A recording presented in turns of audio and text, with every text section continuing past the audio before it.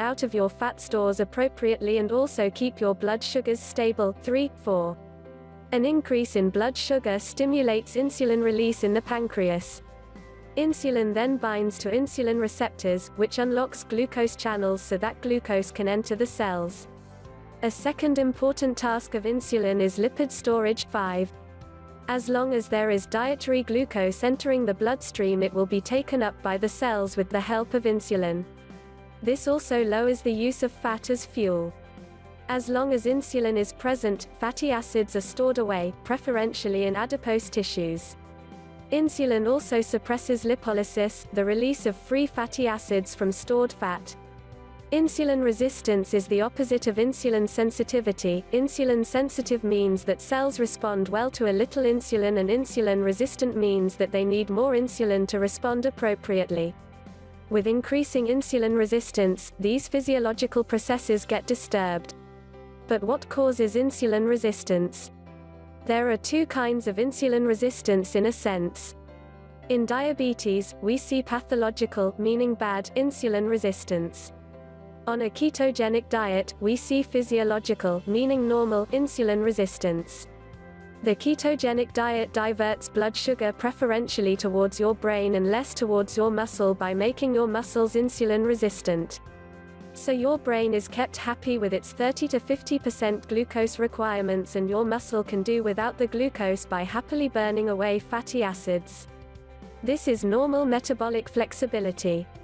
In diabetes, you've got generalized insulin resistance that is metabolically inflexible, making you a poor fat burner and hyper-reliant on glucose. This is damaging to your cells and organs. It results in glycated tissues and peroxidized fats that essentially age you, increasing your risk of heart disease, cancer, and even losing a limb.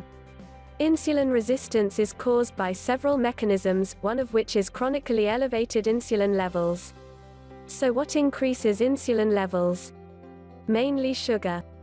A poor night's sleep can do it too, but sugar is a big one. This can be sugar that is part of our diet or carbohydrates that are broken down to glucose or other simple carbs. Proteins put together with fats can also be converted into sugar, a process called gluconeogenesis. However, it is really the effect of dietary refined sugars and starches, flour, causing blood sugar and insulin spikes, not protein. These insulin spikes from added sugars and flour are then often followed by a blood sugar crash, leading to a sense of discomfort, even sweating, and usually a craving for more high-carb foods. When we eat this carby kind of food multiple times per day with little time in between meals, insulin levels are consistently high throughout the day. Over the years, cells react to this constant overflow of glucose and fat by shutting down their insulin receptors. With fewer insulin receptors, cells become less sensitive to the action of insulin. For the same amount of glucose to be taken up, the pancreas has to produce more insulin. Not only cells that use glucose as fuel become insulin resistant, but also chronically inflamed fat cells.